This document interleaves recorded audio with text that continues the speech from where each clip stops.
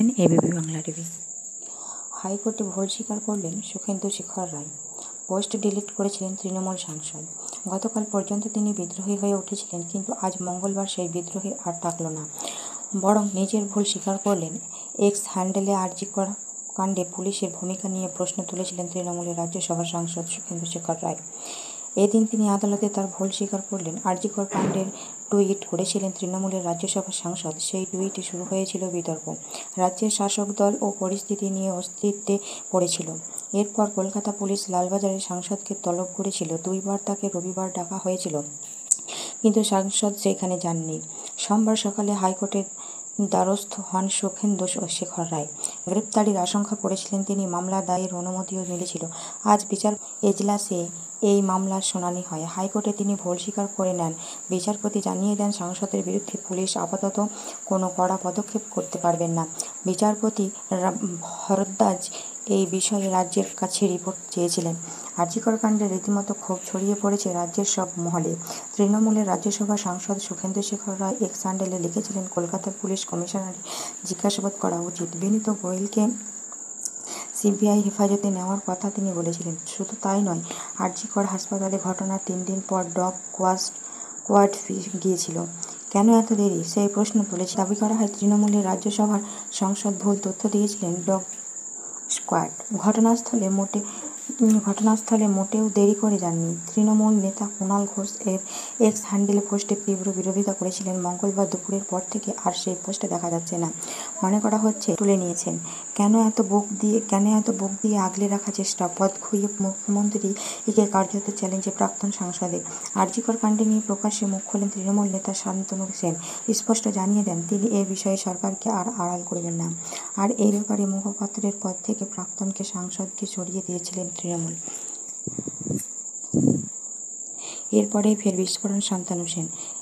একেবারে প্রকাশ্যে মুখ্যমন্ত্রীকে চ্যালেঞ্জ ছুড়ে তিনি।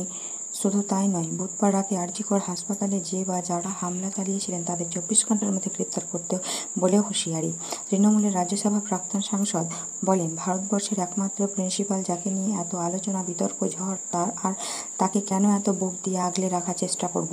প্রশ্ন শান্তনু সেনের। শুধু তাই নয়, যার জন্য এত সমস্যা হচ্ছে, কেন তাকে আটকানো হচ্ছে তা নিয়েও প্রশ্ন তোলেন। দীর্ঘ তদন্তে সিবিআই একাধিক জনকে নিজেদের কাস্টাডি নিয়ে তদন্ত করেছেন। এক্ষেত্রেও দ্রুত তদন্ত শেষ করার দাবি জানিয়েছেন এই তৃণমূল নেতা। প্রয়োজনে কাউকে না কাস্টাডিতে নেওয়ার প্রয়োজন হলেও তা যাতে সিবিআই করে, সেই দাবিও তোলেন। অর্থাৎ নাম না করে এদিন আরজি কর মেডিকেল কলেজের প্রাক্তন প্রিন্সিপাল সন্দীপ ঘোষকে এক হাত নেন প্রাক্তন সাংসদ। বলে রাখা প্রয়োজন, আরজি কর হাসপাতালের প্রিন্সিপাল পদ থেকে ইস্তফা দেওয়ার 24 ঘন্টার মধ্যেই এনআরএসে পদোন্নতি দেওয়া হয়। সন্দীপ ঘোষকে এই সিদ্ধান্তের প্রতিবাদে লাগাতার বিক্ষোভে নেমেছে এনআরএসের জুনিয়র চিকিৎসকরা। এমনকি সন্দীপ ঘোষের প্রভাব নিয়ে প্রশ্ন তুলেছিলেন কলকাতা হাইকোর্টেও।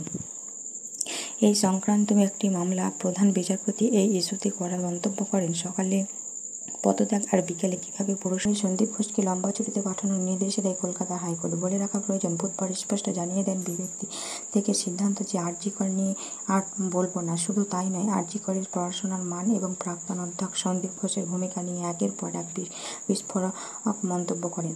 শান্তনু সেনের আরও অভিযোগ ছিল, আরজি করে পড়তে গিয়ে হেনস্থার মুখে পড়তে হয়েছে তাই ডাক্তারি পড়ুয়া মেয়েকেও। একের পর এক এহেন মন্তব্য একেবারে শোরগোল পড়ে যায়। আর এরপরেই দলের মুখপাত্র পদ থেকে সরিয়ে দেওয়া হলো শান্তনু সেনকে, যা খুবই তাৎপর্যপূর্ণ বলেই মনে করা হচ্ছে। আরজি কর হসপিটালের ডায়েরিতে শেষ কী লিখেছিলেন আরজি করের ওই মহিলা চিকিৎসক, প্রকাশ করলেন তার বাবা। সিবিআইয়ের আধিকারিকরা বৃহস্পতিবার সোদপুরে ওই মহিলা চিকিৎসকের বাড়িতে যান এবং তার পরিবারের লোকেদের সঙ্গে কথা বলেন। অন্যদিকে সিবিআই আরজি কর হাসপাতালের তৎকালীন অধ্যক্ষ সুপারকে ডেকে পাঠিয়েছিলেন জিজ্ঞাসাবাদের জন্য। শেষ কথা লিখেছিলেন ডায়েরিতে। এই পরিস্থিতিতে মৃত চিকিৎসকের বাবা সংবাদ মাধ্যমে দেওয়া এক সাক্ষাৎকারে বলেছিলেন, যে রাতে তার মেয়েকে ধর্ষণ ও খুনের ঘটনা ঘটে সেই দিন শেষ ডায়েরিতে নিজের ইচ্ছার কথা লিখে গিয়েছেন। ওই চিকিৎসকের বাবা জানিয়েছেন, তার মেয়ের স্বপ্ন অর্জন করতে প্রতিদিন 10 থেকে 12 ঘন্টা পড়াশোনা করত। মেয়ে এমডি কোর্সে গোল্ড মেডেলিস্ট হতে চেয়েছিল বলে জানিয়েছেন তিনি। কিন্তু 9 আগস্ট ভোরের ঘটনার পরে এই মুহূর্তে তাদের জীবন ছিন্ন ভিন্ন হয়ে গিয়েছে বলেও জানিয়েছেন ওই চিকিৎসকের বাবা। মেয়েকে কঠোর পরিশ্রমী হিসেবে বর্ণনা করে তিনি বলেছেন, চিকিৎসক হওয়ার লক্ষ্য অর্জন করতে অনেক কঠিন লড়াই সে করেছেন। অন্যদিকে পরিবারও তাকে বড় করতে অনেকের ত্যাগ স্বীকার করেছেন।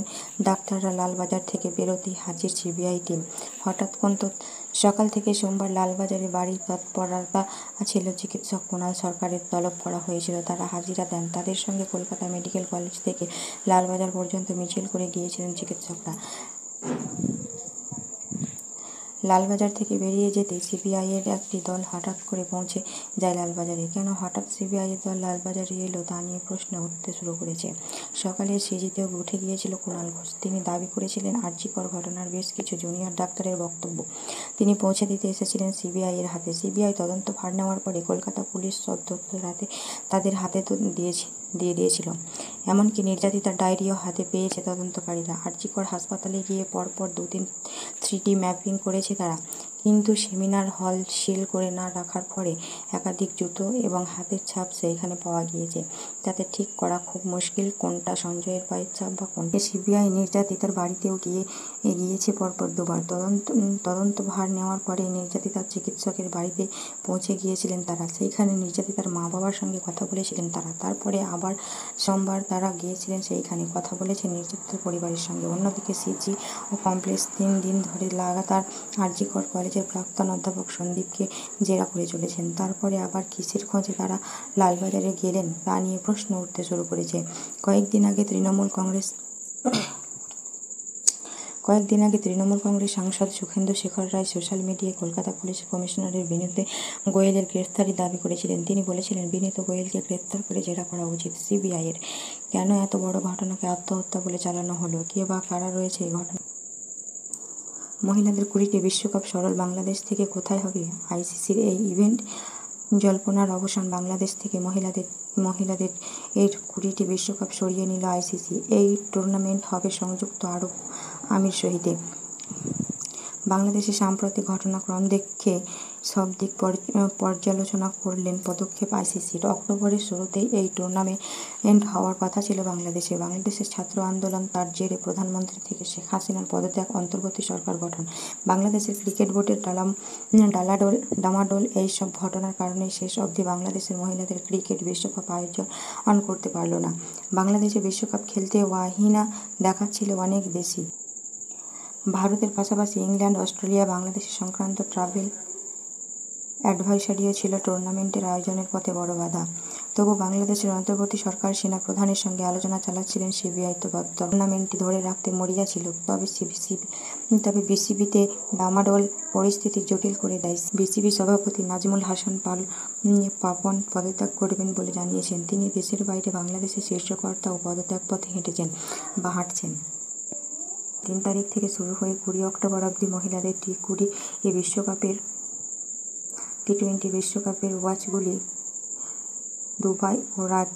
দুবাই ও শারজায় আয়োজনের সিদ্ধান্ত নিল আইসিসি। আইসিসির চিফ এক্সিকিউটিভ জিওফ অ্যালার্টিস বলেছেন, বাংলাদেশে স্মরণীয়ভাবে এই টুর্নামেন্ট আয়োজন করবে বলে ভাবা হয়েছিল, কিন্তু বাংলাদেশ থেকে টুর্নামেন্ট সরানোর বিষয়টি লজ্জার। আইসিসি ধন্যবাদ জানিয়েছিলেন বাংলাদেশের ক্রিকেট বোর্ডের সেই আধিকারিকদের যারা টুর্নামেন্টটি ধরে রাখতে মরিয়া চেষ্টা চালিয়েছিলেন, কিন্তু অংশগ্রহণকারী দেশগুলি বাংলাদেশে যাতায়াত সংক্রান্ত বিধি নিষেধের কারণে শেষ অবধি টুর্নামেন্ট সে দেশে করা গেল না। বাংলাদেশও অবশ্য মহিলা টি-20 বিশ্বকাপের আয়োজনকে তকমা হারাচ্ছে না বলে জানিয়েছেন আইসিসি। অদূর ভবিষ্যতে আইসিসির কোনো বাংলাদেশের আয়োজনের আশ্বাসও দেওয়া হয়েছে। একই সঙ্গে টুর্নামেন্ট আয়োজনে এগিয়ে আসার এমিরেটস ক্রিকেট বোর্ডকে ধন্যবাদ জানিয়েছেন আইসিসি। শ্রীলঙ্কা ও জিম্বাবুয়ে এই ইভেন্ট আয়োজনের আগ্রহ দেখিয়েছিল। সেই দুটি দেশেও 2026 সালে গ্লোবাল ইভেন্ট দেওয়ার প্রতিশ্রুতি দিয়েছে।